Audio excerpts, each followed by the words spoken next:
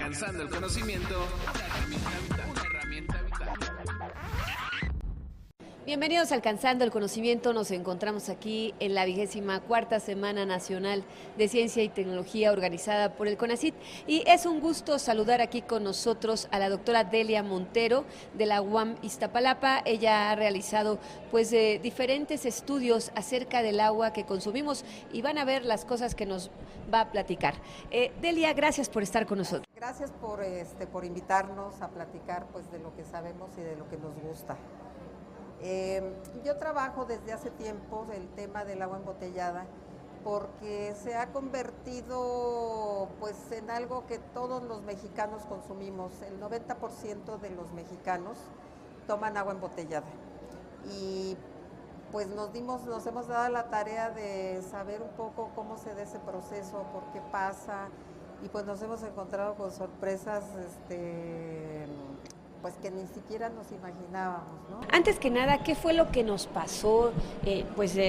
Tú, nosotros, todavía muchas otras generaciones, crecimos tomando agua, que ya sea que la filtraban, la hervían o algo así, pero no conocíamos agua embotellada de esta, de la otra y de aquella, ¿no? Y ahora se ha vuelto, las empresas de agua embotellada crecieron, se fueron a las nubes, y es algo que tú pones una empresa de agua embotellada y te va a ir bien porque siempre alguien toma agua, ¿no?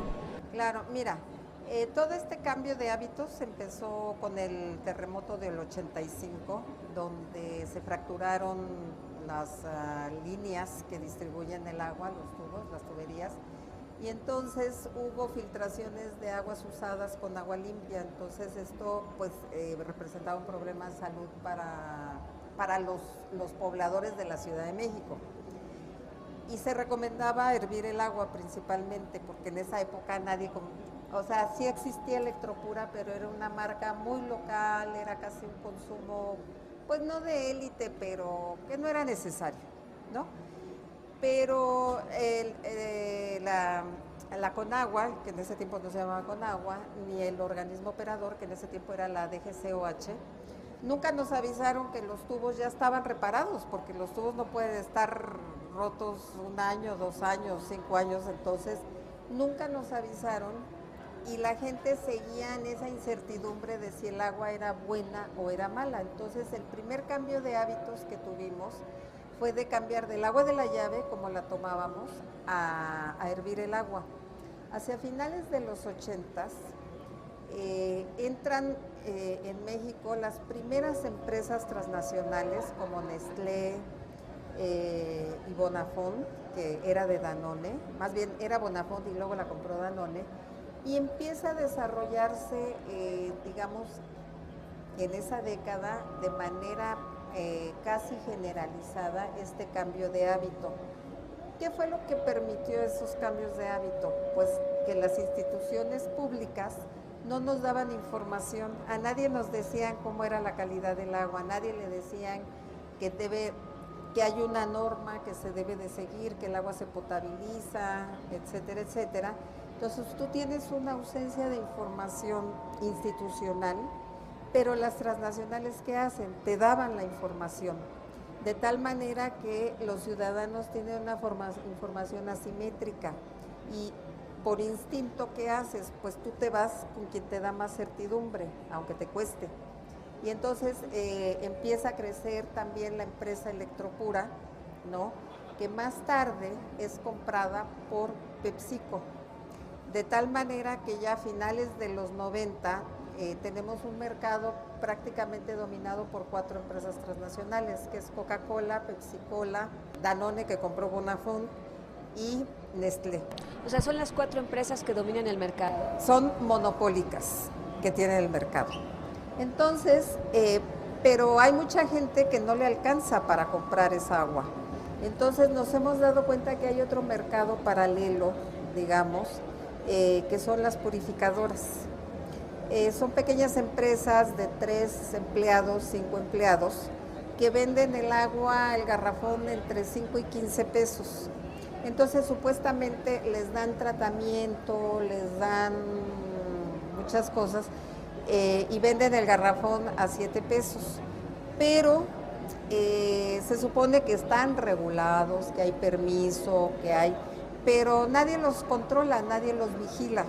Se supone que debe de haber de la Secretaría de Economía por los impuestos, de la Secretaría de Salud porque venden un producto que ingerimos, pero al no haber regulación, pues no están obligados de cambiar sus filtros, no están obligados y prácticamente nos venden el agua, es decir, un filtro se tiene que cambiar, no sé, 2 veces al año, pero si no hay regulación y no hay obligación, no los cambian, de tal manera que prácticamente nos están vendiendo el agua de la llave. Entonces, en una última investigación que hicimos, nos dimos cuenta que un 30% del mercado lo tiene en la Ciudad de México, las purificadoras, otro 30% lo tiene PepsiCo y otro 30% lo tiene el Bonafont y lo demás se reparte, ¿no?, entre otras empresas. Lo que nos sorprendió más es que las purificadoras aumentaran el número de purificadoras, ¿no? Y ya cuando empezamos a buscar más en dónde se ubican esas purificadoras, nos dimos cuenta que el mayor número de purificadoras se ubica en zonas marginadas, en zonas pobres. Entonces yo digo, bueno, pues son pobres y engañados porque están pagando por nada, ¿no? No están reguladas, no están... ¿Cómo qué tipo de aguas de qué marcas podríamos decir de estas? Las purificadoras son negocios pequeños, tú puedes poner una purificadora... ¿Pero tienen alguna marca en especial? No tienen nombre, no tienen marca, es agua de purificadora. O sea, plena agua patito. Exactamente, es el agua patito. Entonces, el precio va de 5 pesos, 7 pesos el garrafón a 15. Normalmente deben de tener pegado su permiso, la vigencia, la calidad del agua, es decir, muchas especificaciones. Y entonces lo que hacen, le van cambiando la fecha y lo vuelven a pegar. Y además la gente no tiene la costumbre, así como no tenemos la costumbre de leer la fecha de caducidad, la etiqueta, la gente no tiene la costumbre de acercarse y ver si es válido el permiso. Entonces, como nada más le van cambiando la fecha, le van tachando y le van poniendo, la gente confía, pero no tiene y aún cuando es agua, nosotros sabemos que no es purificada, a la gente, lo que más nos sorprende es que a la gente eso le da más certeza que el agua de la llave, cuando el agua de la llave puede tener la misma calidad que la de la purificadora. Entonces, al no haber información, pues la gente ni siquiera sabe estas cosas del permiso, ¿no? Ahora, las empresas grandes, las monopólicas, tampoco están reguladas, o sea, no... No, esas sí están reguladas. Pero esas están reguladas porque son vendedoras de bebidas y de otros productos. Exactamente. Y el agua entra dentro de sus muchos productos. Sí. Estas no están reguladas. ¿Por qué no están reguladas? Bueno, no lo podemos afirmar así, pero el surgimiento de tantas purificadoras, el que no tienen su papel, el Poli hizo un estudio, sacó una muestra de la Ciudad de México y decía que no cumplían con la calidad que tenían heces fecales. Entonces, eso te da cuenta, y sobre todo el número, cómo ha crecido, te da cuenta de que no hay control, no hay regulación. Y en economía hay algo que nosotros decimos, que el poner inspectores tiene un costo de transacción. Entonces, muchas veces la Secretaría de Salud, por ejemplo, no tendría capacidad de asumir esos costos, de estar mandando constantemente a un número creciente de vigilantes para ver si cumplen con la norma. Entonces, es un círculo vicioso. ¿Eso es del área federal o local? Principalmente de esto de las purificadoras, nosotros lo hemos trabajado más en la Ciudad de México y las zonas conurbadas, ¿no? Donde nos hemos dado cuenta que donde hay hogares con más bajos ingresos es donde hay más purificadoras. Y entonces también lo que nosotros vimos es que las purificadoras no es una competencia para las grandes empresas, porque son mercados diferentes. O sea, la purificadora atiende un mercado de muy bajos ingresos, ¿no? Mientras que las grandes empresas atienden hogares de bajos ingresos, pero su mayor mercado está más arriba, ¿no? Entonces no hay competencia. Y bueno, ¿qué hacer con esta información? O sea, porque de pronto, ¿qué es el ciudadano? ¿Qué tendría que hacer? Tomar el agua de la llave, filtrarla, ionizarla, ponerle carbonos. ¿Qué hacemos?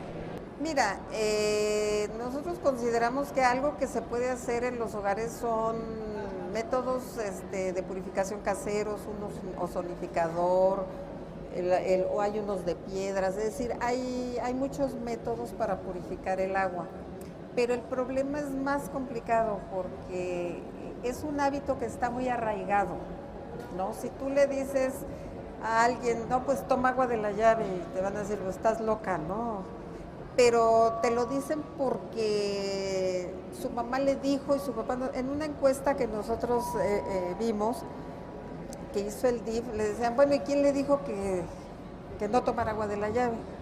Y en primer lugar está la familia, en segundo lugar están los amigos, en tercer lugar está el médico, en cuarto lugar, y al final están las instituciones. O sea, es decir, con agua no hace su trabajo, el sistema de aguas, los organismos operadores, que en este caso es en la Ciudad de México, el sistema de aguas de la Ciudad de México, no nos da información. Entonces, al no haber información, ese hábito se repite y se reafirma, ¿no? ¿Qué tendríamos que hacer para revertirlo? Es decir, ni siquiera una política pública, ¿no? Que dijera, a ver, ustedes toman agua, pues sí, pero es muy difícil romper con un hábito, ¿no? Así venga una ley. Entonces, lo que nos ha costado 30 años para asumir e incrustar este hábito, yo siento que nos tomaría 30 años también. Entonces, que es claro, porque yo misma a mis vecinos les digo y me dicen, pues estás loca, ¿no? ¿Cómo voy a...? Pues yo me la tomo. Y no, o sea, me toman como algo así muy raro. Pues esta profesora está medio chiflada, ¿no? Que toma agua de la llave. Toma agua de la llave. Entonces, yo creo que un tema crucial es la información, ¿no? Que en la boleta del agua diga, al mes en promedio su agua registró esto. Eso sería un gran avance. Una política pública para empezar con los niños, porque ellos son los que ponen el ejemplo en sus casas. Un adulto ya tiene muy incrustado ese hábito, no lo va a cambiar, pero un niño sí puede ir forzando a su familia, ¿no? Pues tiene que ser una educación desde la escuela, una política pública, y es algo que, posiblemente estoy exagerando que 30 años, pero sí unos 10 años, ¿no? En que este cambio de hábito se dé. Y es importante porque en los hogares se gasta mucho dinero. O sea, además de que vivimos en una mentira de que el agua no es potable y no es buena, que eso no es cierto, en los hogares se gasta mucho dinero. En agua. En agua embotellada, o sea, en agua del garrafón. Nosotros hicimos una encuesta en el 2011 en la UAM, en todo el Distrito Federal, y el gasto que se hace en los hogares de la Ciudad de México es de más de 4,000 millones de pesos en la compra de agua embotellada. En promedio, una persona consume al año 390 litros por persona. O sea, eso quiere decir que las personas consumen 1 litro de agua embotellada por día, que es mucho, ¿no? Es decir, hay un impacto en la economía familiar. Entonces, la gente ya paga la tarifa, ¿no? Y aparte pagan el agua, y resulta que el agua embotellada le sale 2,000 veces más cara que el agua de la tarifa, porque gastan más en agua embotellada y el volumen es menor, ¿no? Si lo comparas con los metros cúbicos. Las políticas públicas están equivocadas porque, digamos, no están protegiendo al individuo, ¿no? Es decir, están permitiendo que en los hogares, tanto de bajos ingresos como, bueno, los de altos ingresos, pues es menos oneroso, ¿no? Pero, vamos, no están dando la información que se requiere y estamos haciendo un gasto que no es necesario porque podemos consumir el agua. Y bueno, las ganadoras son las transnacionales, ¿no? Y la verdad, digo, el simple hecho de no dar información, pues es algo que genera un problema. Mira, está tan incrustado este hábito que ya la gente, el comprar el agua embotellada, lo asume como comprar frijoles, arroz, o sea, ya entra como un gasto de la canasta básica cuando ni siquiera está contemplado en la canasta básica. O sea, no está contemplada la compra del agua del garrafón.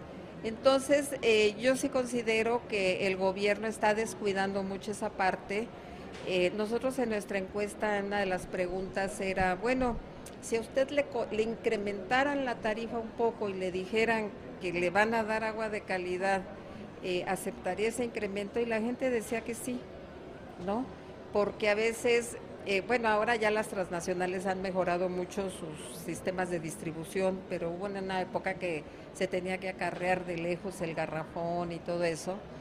Y bueno, también es otra cosa que las transnacionales, por ejemplo, PepsiCo con Electropura y Bonafont, tienen ya sistemas tan sofisticados de distribución que le facilitan al consumidor todo, ya le van y le tocan, le entregan con sus códigos de barra. Hemos trabajado bien eso.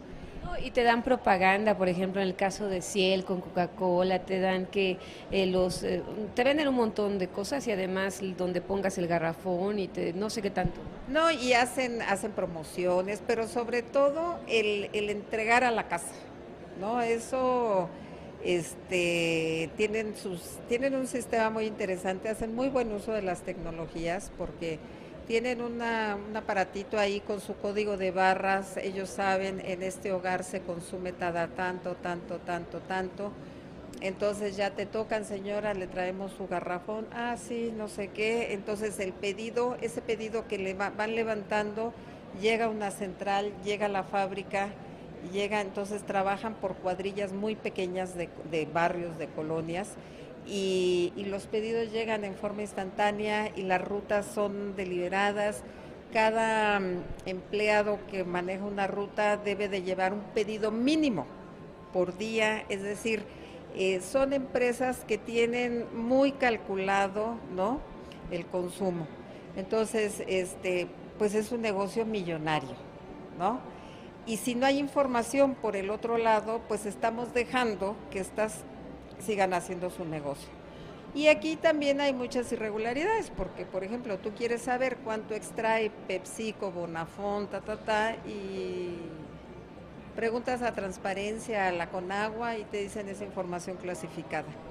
Y luego también teníamos el problema de que, bueno, los gobiernos tampoco se han hecho cargo, en el caso de algunos estados de la República, de la calidad del agua, porque hay lugares donde el agua tiene muchas sales, tiene muchas arenas, y la gente se enferma. Hay poblaciones, por ejemplo, en el estado de Veracruz, donde hay epidemias por el agua, por el uso del agua. Entonces, también ahí, pues las empresas, estas grandes empresas, pues le están resolviendo con el agua embotellada, ¿no? Mira, es que es complicado porque, por ejemplo, si tú me dijeras, el consumo se quedó de agua embotellada solamente en la Ciudad de México. Dices, bueno, pues sí, se justifica el terremoto, ¿no? Pero el consumo de agua embotellada es prácticamente a nivel nacional. Mérida, que tiene tanta agua, de buena calidad y todo, toman agua embotellada, o sea, no hay razón de ser. Yo entiendo que si hay una emergencia, que se contamina un río, que, en fin, se utilice como emergencia, pero el problema es que se ha generalizado. En nuestros trabajos nosotros nos hemos dado cuenta que el único estado donde se consume, más bien la ciudad donde se consume muy poca agua embotellada es en Monterrey. Y ahí hay una razón muy clarita, es que ahí sí les dan información sobre la calidad del agua. Y el consumo es bajo. Claro, y los regios no van a querer gastar en agua. Su tarifa es alta, pero aún con lo alto no gastan lo que nosotros gastamos o lo que se gasta en la Ciudad de México por la compra de agua embotellada. Entonces, digamos que eso reafirma nuestra hipótesis de trabajo, que la información es un problema, ¿no? Y ahí la información, como fluye, eso hace que la gente tenga certidumbre sobre el agua que le está llegando a su hogar. Nosotros tenemos agua de buena calidad, pero no tenemos la certidumbre, ¿no? Y entonces aquí se conjuga, digamos, entre la falta de información y el trabajo de las transnacionales, porque te puedo decir que no nada más en la Ciudad de México se consume tanta agua embotellada, ¿no? Los 390 litros, sino a nivel nacional, ¿sí? A nivel mundial somos el país número 1 en consumo per cápita de agua embotellada. ¿México es el país número 1? Número 1 en consumo de agua embotellada. Entonces ya te imaginarás el negociazo que representa para las transnacionales. Y luego, como yo soy muy mal pensada, digo, bueno, ha de haber algún arreglo por ahí donde diga, mira, con que no des la información del agua, con eso está bueno, ¿no?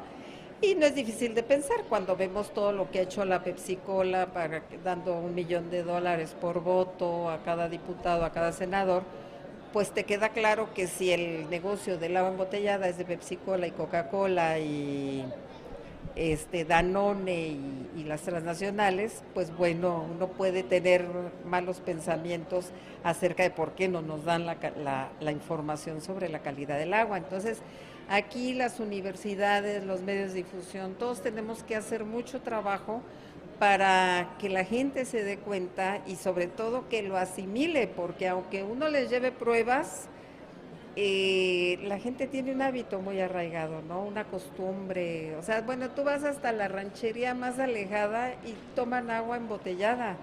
O sea, cuando tienen el manantial, no hay pastoreo, no hay nada que los contamine. O sea, a mí me ha tocado ir a la Sierra de Oaxaca, donde está el manantial y todo, y tienen sus garrafones, ¿no? Entonces, yo siempre les digo que es un gasto innecesario, pero bueno.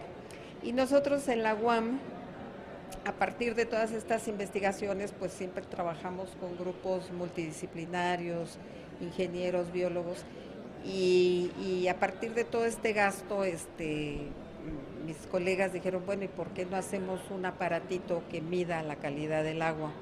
Entonces se está trabajando en esto, ya pasamos de un prototipo muy grande a una cosa más o menos así, que tú lo metes en el agua que sale de la llave y en fracción de segundos te sale verde o rojo. Si es verde es que cumple con los parámetros de la norma y si es rojo no te la puedes tomar. Y entonces tiene la bondad del aparato que a partir de una app, ¿no?, que puedes cargar en el aparato y en tu celular, tú puedes mandar esa muestra a un servidor de la UAM donde cualquiera podrá entrar y ver cuál es la calidad del agua cerca de su casa. Entonces, ese aparato, estamos ya en las últimas pruebas, ¿no? Pero realmente sería un hitazo porque daríamos la información que el sistema de aguas de la Ciudad de México no nos quiere dar. Ellos tienen las mediciones, pero no las dan. ¿Y qué hace falta para terminar ese aparato? Ay, pues calibrarlo. Se calibra y luego algo le pasa y sí queremos estar verdaderamente seguros, ¿no? Y entonces mide los mismos parámetros de la norma que da la Secretaría de Salud. Entonces eso ayudaría mucho o contribuiría, ¿no?, un poco a ir restableciendo la confianza en los hogares, que diga, bueno, pues sí me la puedo tomar, ¿no? Entonces, pero si tengo duda, pues la paso por el ozonificador. Y entonces ya, si pasan el dato al servidor de la UAM, ahí en un mapa nosotros vamos a ir conformando por colonia, por calle, cómo es la calidad del agua, ¿no? Sería maravilloso porque tendríamos un atlas de la calidad del agua. Exactamente, que el sistema de aguas lo tiene, pero no nos lo dice. O sea, tú entras a la página y te da datos de hace como 6 meses 8 meses, cuando esa información tiene que ser prácticamente diario, ¿no? Porque la calidad del agua está cambiando constantemente. Entonces, nosotros lo que pensamos es que la calidad del agua es buena, pero que el problema muchas veces está dentro del hogar, es decir, que no se lavan las cisternas, que no se lavan los tinacos, ¿no? Y que ese es otro problema, pues, adicional que reafirma la desconfianza, pero eso ya es cuestión de campañas, ¿no?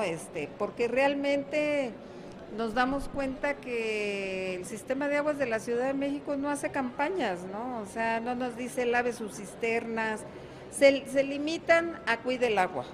Y la cultura del agua es de que cuide el agua, ¿no? Lávese las manos. Sí, para bajar la cuenta, ¿no? O sea, el consumo. Pero no hay campañas orientadas a lave su cisterna, estamos trabajando por la calidad del agua, para darle una mejor calidad del agua, o sea, no hay nada de eso, ¿no? Y la desinformación llega a tal grado, tú te diste cuenta ahora con el terremoto, nos enteramos de los problemas de agua de Iztapalapa, pues no por las autoridades que salieran a decir se rompió un tal tubo y lo vamos a arreglar, fue por la gente que ya tenía 3 días, 4 días sin agua. Entonces tú te das cuenta del problema que representa en esa ciudad cualquier información que se relacione con el agua, ¿no? Doctora, ya por último, en este caso, que las calidades del agua determinan los problemas de salud, porque eso es a lo mejor los miedos que también la ciudadanía tiene, ¿no? No es que si no tomo agua Bonafón o de otra marca, pues es que voy a tener problemas de salud o algo así. ¿Esto es cierto? Pues mira, yo creo que más problemas de salud podemos tener tomando agua del plástico, ¿no? Eso me decías, que los plásticos no son seguros para el agua.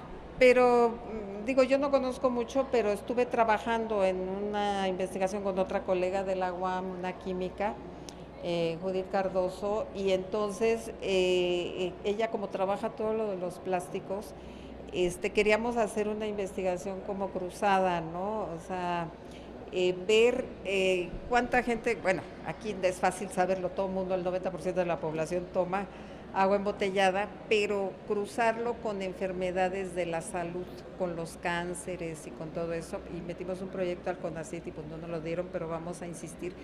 Pero nosotros pensamos, mira, cuando un garrafón empieza a tener grietas, entonces cuando empieza a tener grietas, empieza a despegar micropartículas imperceptibles.